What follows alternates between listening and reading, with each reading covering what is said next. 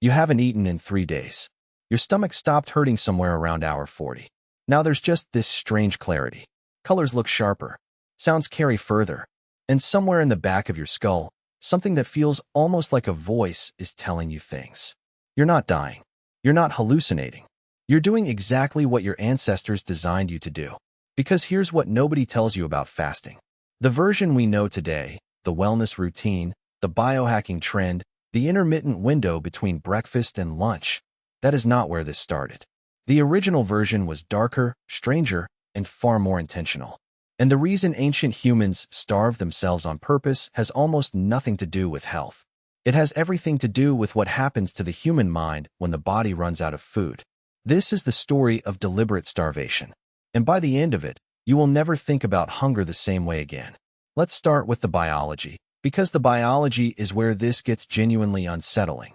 When you stop eating, your body does something predictable for the first 12 to 24 hours. It burns through its glucose reserves. Blood sugar drops. You feel irritable, foggy, slow. This is the part most modern people experience and immediately fix with a snack. But ancient humans didn't fix it. They sat with it. They pushed through it. And on the other side of that wall, something else begins. After roughly 24 to 48 hours without food, your liver begins converting stored fat into molecules called ketone bodies. Your brain, which normally runs almost exclusively on glucose, begins switching fuel sources. It starts burning ketones instead. And this metabolic shift does something to human consciousness that researchers are still trying to fully understand. Cognitive clarity sharpens in specific ways. Sensory perception heightens. The default mode network of the brain, the system responsible for self-referential thought, rumination, the mental noise of everyday life, quiets down in measurable, documented ways. The brain on ketones is not the brain on glucose. It is operating differently, perceiving differently.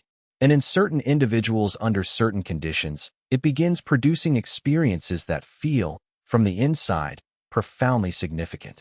Ancient humans had no neuroscience. They had no framework for ketosis or the default mode network. What they had was the experience.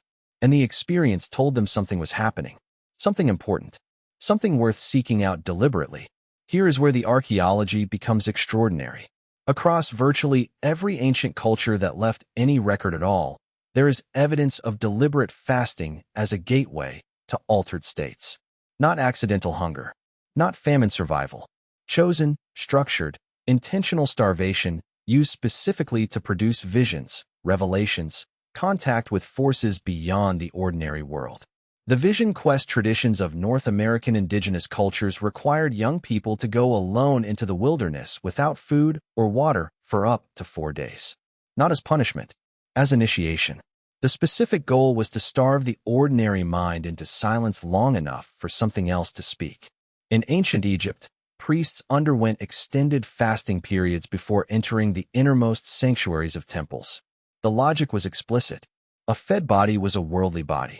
A fasting body was a purified one, thin enough between the worlds to receive what ordinary consciousness could not.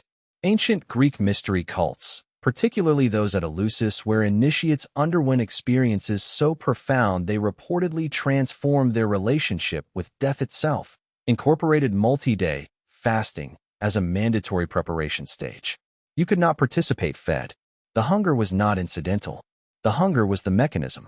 Across ancient India, ancient China, ancient Mesoamerica, the pattern repeats with a consistency that is impossible to dismiss as coincidence. Deliberate fasting as a technology for expanding or dissolving the boundaries of ordinary perception. The specific theological frameworks differ completely. The neurological mechanism is identical. But here is the question that should be forming in your mind right now. Did ancient humans discover this by accident or by design? The honest answer is almost certainly accident first. The Ice Age was not a controlled experiment. It was a brutal, grinding reality in which food disappeared for months at a time, and the humans who survived were the ones whose bodies and minds adapted to scarcity in functional ways. A brain that hallucinates under starvation is not a broken brain. It may be a brain that evolved a specific response to near-death conditions. Some researchers have proposed that fasting-induced altered states served an adaptive function during genuine food scarcity events. A hunter who experiences a vivid visionary episode during a 3-day fast and emerges convinced he knows where the animals have gone is more motivated, more focused, more likely to range further and search harder than a hunter who simply sits and waits. Whether the vision was cosmically accurate is irrelevant. The behavioral output, increased drive, clearer focus, renewed purpose, those are real. Those kept people alive. What may have begun as an accidental byproduct of surviving lean winters gradually became something else.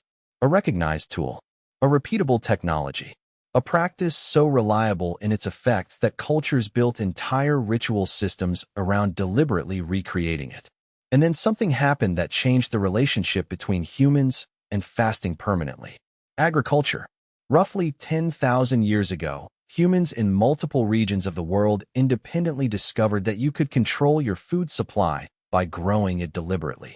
For the first time in the species' history, reliable caloric abundance became achievable. Starvation was no longer inevitable. It was optional. And at that precise historical moment, something strange and revealing happened. Instead of abandoning fasting now that hunger could be avoided, human cultures doubled down on it. They institutionalized it. They built it into religion, into law, into the rhythms of the calendar year. Ancient Egyptians fasted before festivals. Ancient Greeks fasted before initiations. Ancient Hebrews fasted on Yom Kippur. Early Christians fasted during Lent. Muslims fast during Ramadan. Hindus fast on dozens of occasions throughout the year. Buddhists fast as a core monastic practice. Virtually every major religious tradition that emerged in the agricultural era incorporated deliberate fasting not as a relic of pre-agricultural scarcity, but as a sacred technology with specific, valued effects. This is the part of the story that reveals something fundamental about human nature. When abundance arrived, hunger should have become purely a problem to be avoided. Instead, it became a ritual to be sought.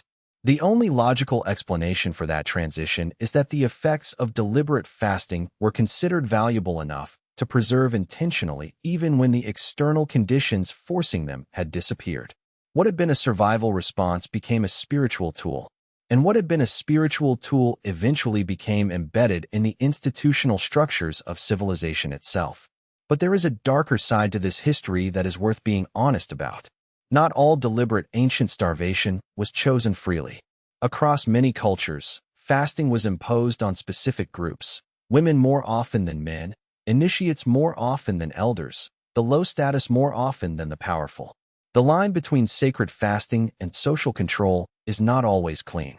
When a culture tells its members that hunger produces holiness, it also creates a framework in which hungry people can be told their suffering is meaningful.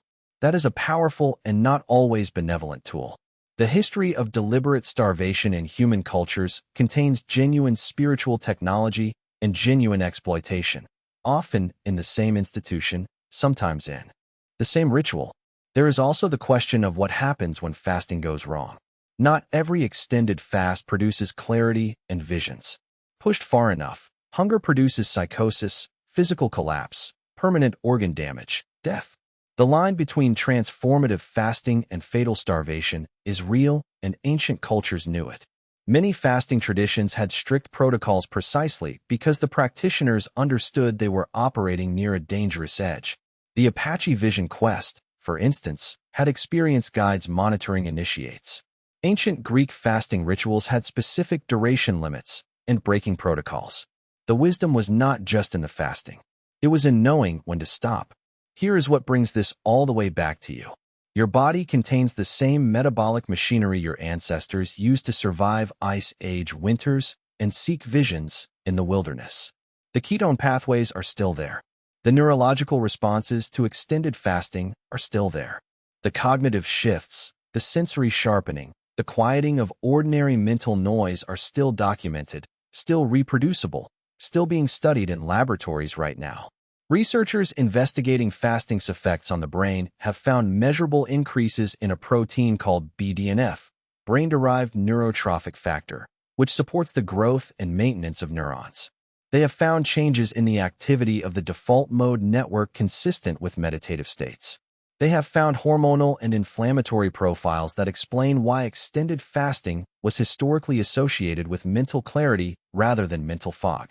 The ancient shamans and the modern neuroscientists are describing the same phenomenon from opposite ends of 10,000 years of human history.